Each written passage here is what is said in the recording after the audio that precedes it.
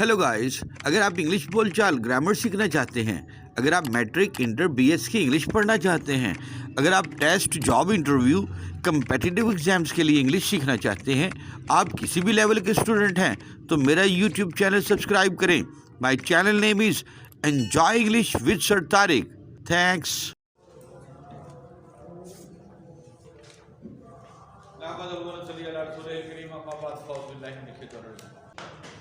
जी students, अब हम चलते हैं वर्ब का दूसरा इस्तेमाल। इसमें आप पोजेशनल वर्ब, जो लफ्ज खुद बता रहा है पोजेशन, पोजेशन से हमारे दिल में क्या चीज आती है? मलकियत, मालिक होना। मलकियत का मतलब क्या है? मालिक होना। यानी कोई चीज, आप किसी चीज के या कोई किसी चीज का मालिक है या उसकी मलकियत में है या उसके पास है, ठीक है। तो ये जो वर्ब है, इस वर्ब में भी एक्शन नहीं होता। आप कह सकते हैं कि ये नॉन एक्शनल सेंटेंस की ही एक दूसरी किस्म है, या आप इसको अलग से पोजेशनल वर्ब भी कह सकते हैं। तो इसमें क्या होता है कि इसमें पोजेशन शो होता है, कब्जा शो होता है। मिसाल के तौर पर मैं फिक्र लिखता हूं, मेरे पास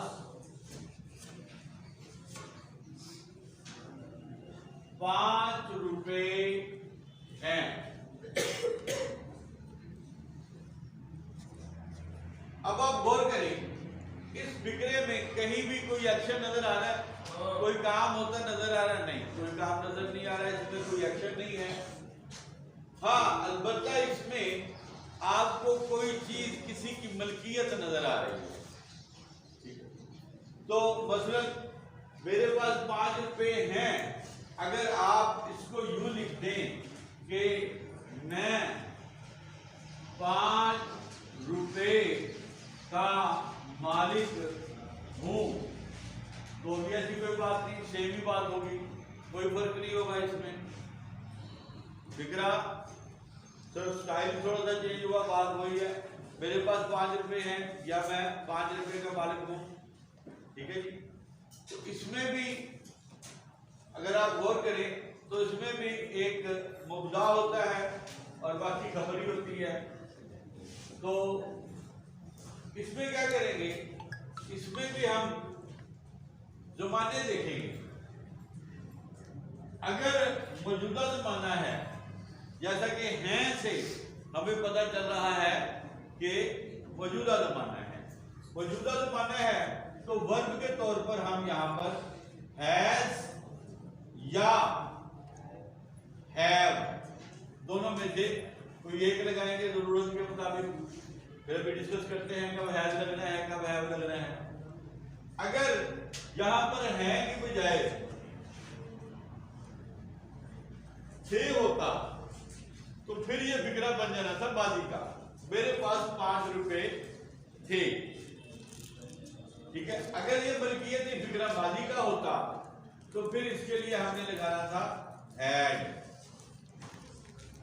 और अगर यहां पर है की बजाय होंगे आ जाए, मेरे पास 5 रुपए होंगे, मैं 5 रुपए का मालिक होऊंगा, तो इससे पता चलता है कि ये मलकियत जो है वो मुस्तकबिल में शो की जा रही है। तो उसके लिए हम क्या लगाते हैं वर्ब के तौर पर? विल हैव या शैल हैव। और ये चीज मैंने आपको पहले भी बताई है कि आई और वी के साथ शैल इस्तेमाल करते हैं, बाकी सबके साथ विल इस्तेमाल करते हैं। लेकिन आजकल जो नया ट्रेंड है उसमें सबके साथ ही विल इस्तेमाल करते हैं, शैल का इस्तेमाल खत्म होता जा रहा है। हाँ, अलबत्ता ताकीदी फिक्रा हो, ताकीदी फिक्रा जिसमें जोर दिया जाए, तो लाजम की जाए बात, तो फिर हम देखते हैं कि जहाँ शैल लगाना है वहां विल लगा देते हैं, जहाँ विल लगाना है वहां शैल लगा देते हैं। लेकिन वो some other day we shall discuss that. Now come again our typical sentence, हम इसको डील करते हैं। तो ये जो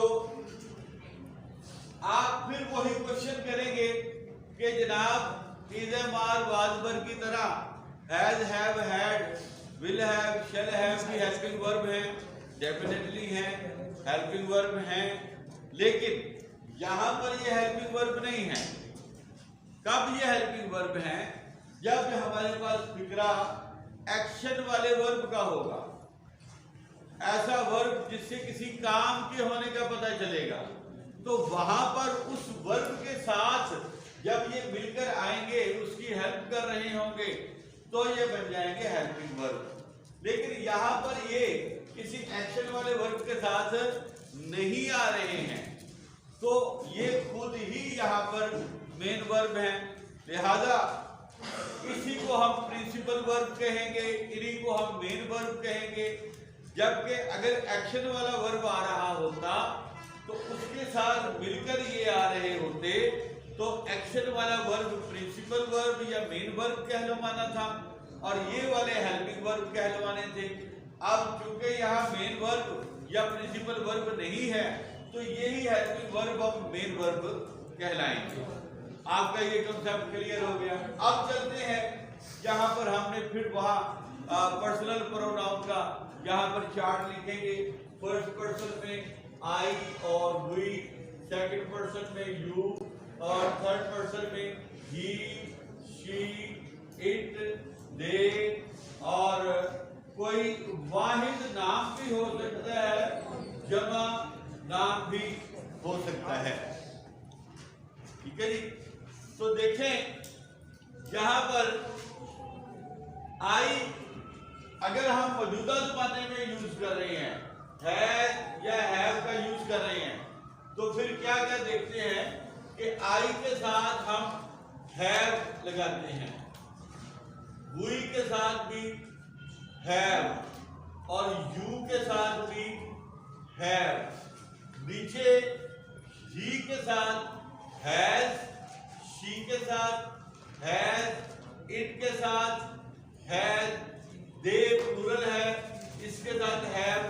अगर कोई वाहिद नाम आ जाता है, मतलब चेयर एक वाहिद नाम है, या विंडो एक वाहिद नाम है, पेन वाहिद नाम है, बॉय वाहिद नाम है, तो फिर हमने हैव लगाना है।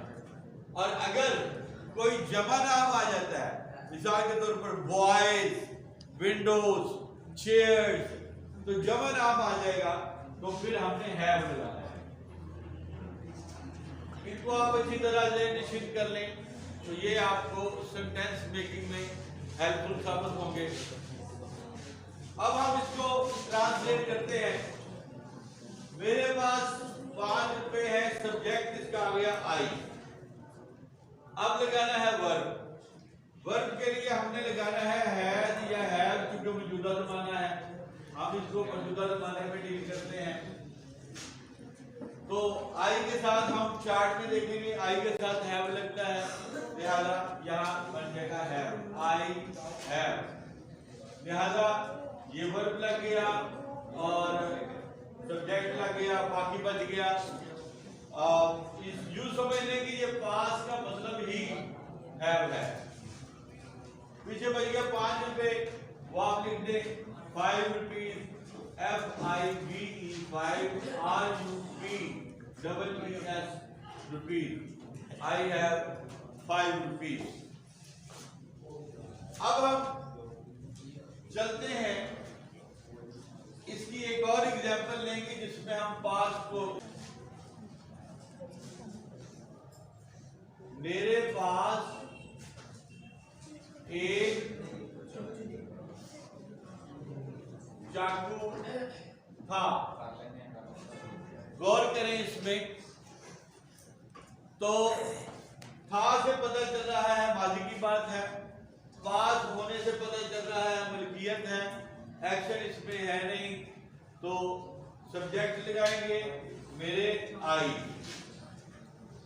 अब आप अगर तो आपने जमाने पर ध्यान नहीं दिया, तो आप यहाँ हैज या हैव लगा देंगे, नहीं, जमाने पर गौर करेंगे। माजी का जमाना है था, तो यहाँ पर लगेगा हैड, आई हैड। और मुस्तकबिल के लिए सॉरी, उसके बाद हमारे पास बच गया एक चाकू, आई हैड अ नाइफ।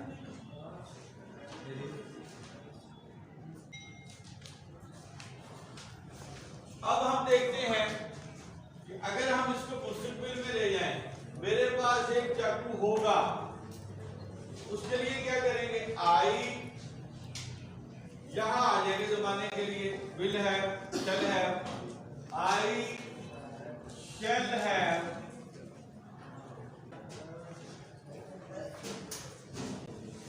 अब हमारा वर्ब है एक्शनल वर्ब। एक्शनल वर्ब वो होता है जिसमें एक्शन शो हो रहा होता है, और उसमें जमाने 3 नहीं होते, बल्कि हर जमाने के आगे 4-4 हालतें होती हैं, जिसे 12 जमाने कहते हैं, और उन पे आम से टेंसेस कहते हैं। तो वो इंशाल्लाह फिर हम डिस्कस करेंगे। होप आपने एंजॉय किया होगा। Thank you very much.